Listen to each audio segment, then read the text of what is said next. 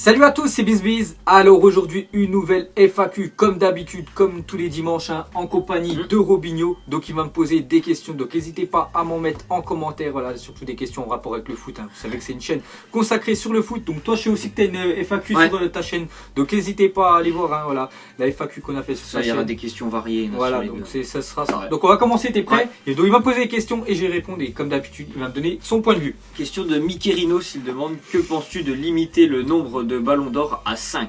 Donc là on va commencer par une question du ballon d'or, parce que cette semaine, vous avez bien vu, jeudi dernier, voilà, Ronaldo a gagné 5 ballons d'or, Messi en a déjà 5. Donc toi tu demandes, voilà, est-ce qu'il faudrait limiter les ballons d'or? Moi je trouve pas, je sais pas ce que tu en penses, mais si le joueur est vraiment très bon, autant qu'il fasse un gros palmarès, voilà, peut-être dans 100 ans on verra vraiment ce joueur là, il a gagné, je sais pas, imagine Ronaldo il en gagne encore 2, voilà, 7. Donc moi je dis non, il faut pas limiter bien sûr, si vraiment le joueur il domine le football. Je vois pas pourquoi on le priverait en fait, s'il est très bon, je vois pas pourquoi on le priverait d'obtenir une récompense. C'est ça les gars, donc si peut en gagner Ronaldo, même Messi, tu vois, je parle Ronaldo mais même Messi. Sa question il dit ça parce qu'en gros ça pénalise d'autres joueurs vu que les deux ils sont tellement au-dessus.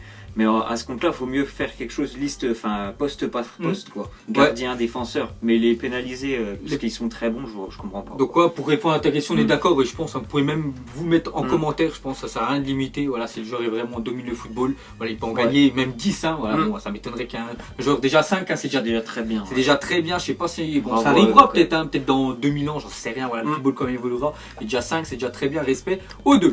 Ensuite, une question de Mike Junior, il te dit: est-ce que tu penses qu'un jour le marché des transferts va arriver à 1 milliard d'euros?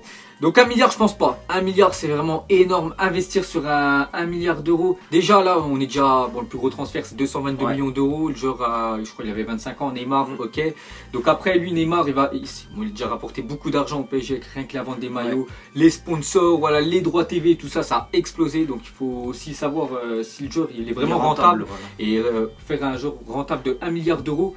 C'est vraiment compliqué parce qu'un milliard, c'est presque le prix d'un club des fois. Il y a des clubs qui coûtent 1 milliard, donc mettre ça sur un joueur. Donc après, est-ce que le marché va monter? Je pense qu'il va encore monter dans les années à venir, parce que les gars, il y a 4-5 ans, on parlait déjà des transferts. 100 millions, c'était énorme. Gareth Bale, quand il était transféré de 100 millions, c'était énorme. Même Ronaldo, quand il a été transféré, je sais plus, c'était en 2010, je sais rien, où il est venu au Real par là, vers ces années-là. Quand on a vu 105 millions, je dis mais c'était énorme. Et maintenant, vous avez vu, il y a des transferts à 222 millions d'euros. Pourquoi pas dans 3-4 ans monter, allez, on va dire 300, 350, mais déjà là, ce sera énorme. Je vois pas dépasser déjà plus de 500 millions d'euros. Mais alors 1 milliard, ça m'étonnerait. En plus, pour 1 milliard, il faut le trouver, un joueur qui vaut 1 milliard à l'heure actuelle, parce qu'il n'y en a pas énormément. Il faudrait que ce soit vraiment un joueur, je sais pas, qui a déjà gagné une Coupe du Monde, qui a 18 ans, le gars pour déjà sa nation à lui tout seul.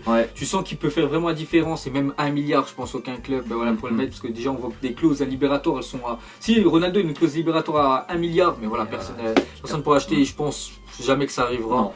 Enfin, pendant qu'on sera vivant, jamais ça arrivera. Peut-être les gars, dans, je sais pas, nos futurs enfants, peut-être ils verront des transferts à plus d'1 milliard, mais moi, je trouve que ça m'étonnerait. Ensuite, une question, le gamer du 63, il dit: est-ce que tu penses que l'Argentine peut gagner la Coupe du Monde? Donc l'Argentine, bien évidemment, qui peuvent gagner la Coupe du Monde, parce que moi je me suis dit, ils ont galéré bien sûr déjà à se qualifier, voilà, lors de leur dernier match, ils se sont qualifiés. Donc surtout Messi, voilà, qui avait inscrit le triplé lors du dernier match. J'en suis sûr, ils vont faire une bonne Coupe du Monde. Donc en 2014, voilà, ils ont eu l'échec en finale. Donc là, cette année, je crois, ils ont la Croatie aussi, en gros. C'est pour moi, c'est le groupe le plus compliqué. Ouais, il y a la Suisse. Non, pas la Suisse. Non, Nigeria. Nigeria, je me souviens plus. Et la dernière, l'Islande, il me semble. Ok, donc cette ça va être chaud, mais j'en suis sûr quand même qu'ils vont sortir, vu les joueurs qu'ils ont. Et on verra ce qu'ils peuvent gagner la Coupe du Monde. Donc par exemple, imagine l'Argentine, il termine deuxième du groupe, la France premier, ça ferait déjà un France-Argentine, parce que dans le groupe de la France, en fait, on recoupe le groupe de l'Argentine en huitième de finale. Donc il faudrait que la France soit première, l'Argentine deuxième. Faudrait pas que faudrait pas qu'on se croise, parce que ça ferait pas trop qu'il y ait des erreurs dans les classements qu'on a prédit, quoi. Sinon ça peut être France-Argentine. C'est ça ferait vraiment chier déjà de les taper. Mais est-ce qu'ils peuvent gagner? Bien sûr, avec les joueurs qu'ils ont. Non, toi tu penses pas, toi? J'ai des doutes qu'ils gagnent la Coupe du Monde. Là, quand même, ça fait 2 ans qu'ils ont énormément de difficultés. Mais moi, je suis sur une Coupe du Monde. Ouais, voilà, ça peut toujours surprendre avec les joueurs qu'ils ont. S'ils sont en forme, les gars, ils peuvent écraser tout le monde. Ensuite, une question de XX Tomix, il te demande: est-ce que tu penses que Ben Yedder a une chance d'aller à la Coupe du Monde? Pour être sincère avec toi, je pense pas. Pourtant, il marque pas mal de buts. Je crois que c'est le 4e meilleur buteur de la Ligue des Champions cette année. Voilà, c'est ça qui a commencé. Il marque pas. Il est performant avec Séville. Voilà, en Ligue 1, avant, il était toujours très bon quand il jouait à Toulouse. Toujours été bon. Mais le problème, voilà, c'est qu'il a déjà, je pense, déjà ses joueurs, ses attaquants. Il y a beaucoup de monde dans le secteur offensif, même si c'est un numéro 9. Donc ça va être compliqué. de très gros blessés ou en quantité des blessés, je vois pas pourquoi il l'appellerait, c'est dommage. Je pense que ça va être dur. Ben Yedder, je sais qu'il y a la Tunisie, voilà, parce que lui il est tunisien, je crois d'origine, qui aimerait l'appeler, mais lui il espère voilà, que Deschamps l'appelle. toujours.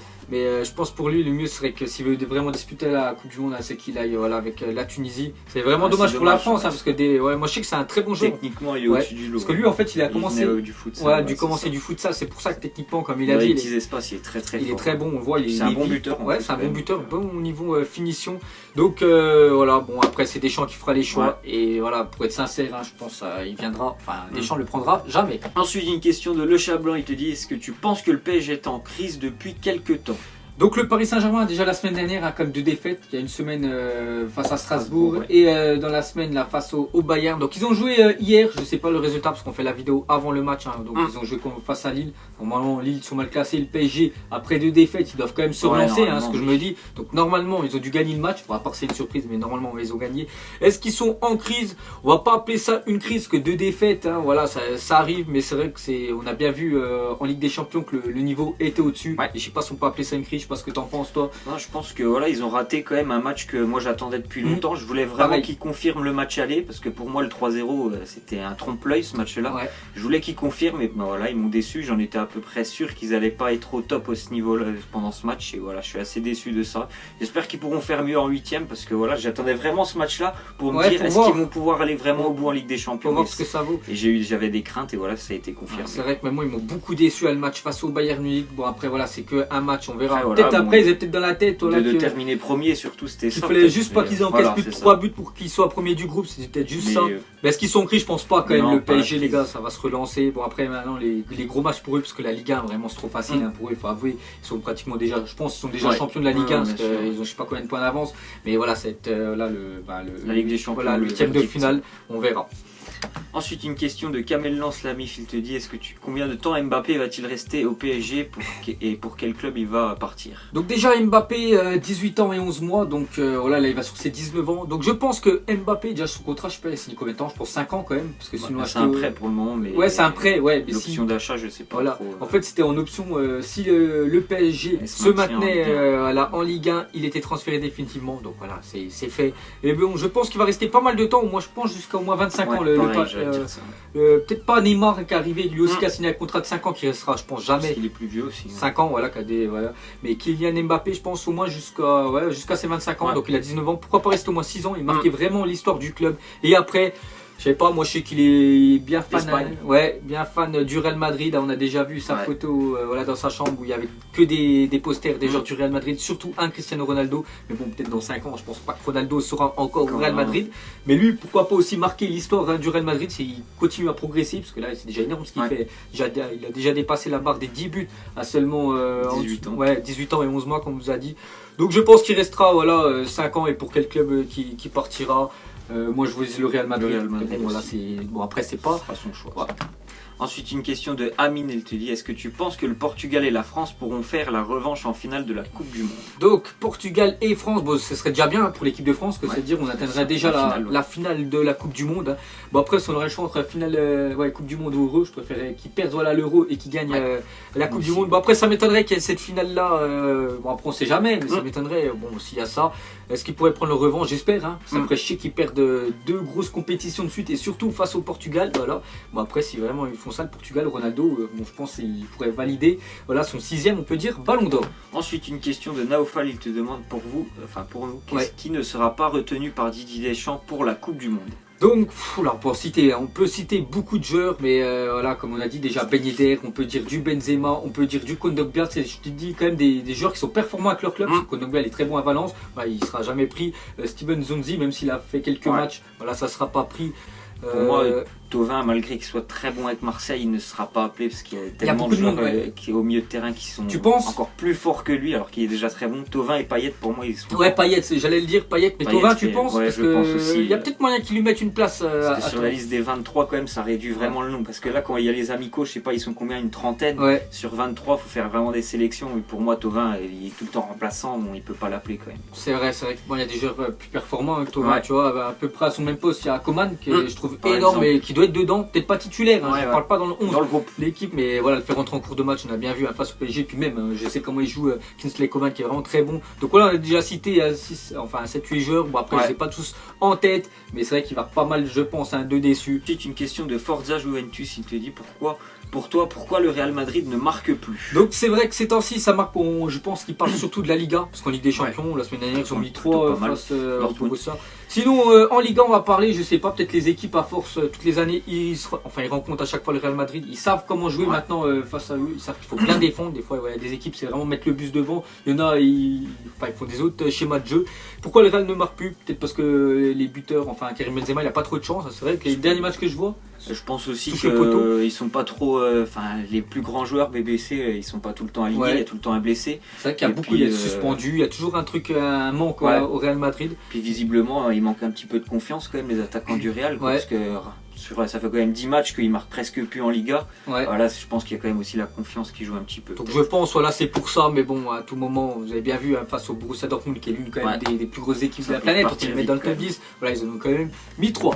Ensuite, une question de Real Madrid TV, il nous dit pour vous, qui va gagner l'Europa League, l'Atlético, Dortmund, Marseille, Lyon ou Arsenal? Bon, après, il peut rajouter aussi Naples, parce qu'il y a aussi une grosse équipe. Donc, je verrais bien, comme j'ai dit, Naples, moi, je verrais bien aller jusqu'au bout, Naples. Après, tout dépend du tirage. De toute façon, le tirage, n'oubliez pas, c'est demain. On fera sûrement une vidéo spéciale, voilà, parce qu'il y a le tirage Ligue des Champions et Europa League. Donc, après, c'est vrai qu'il y a du lourd quand même cette année. Et la finale, n'oubliez pas qu'elle se passe au Parc OL en France. Donc, Lyon, je pense qu'ils aimeraient bien disputer leur finale dans leur stade.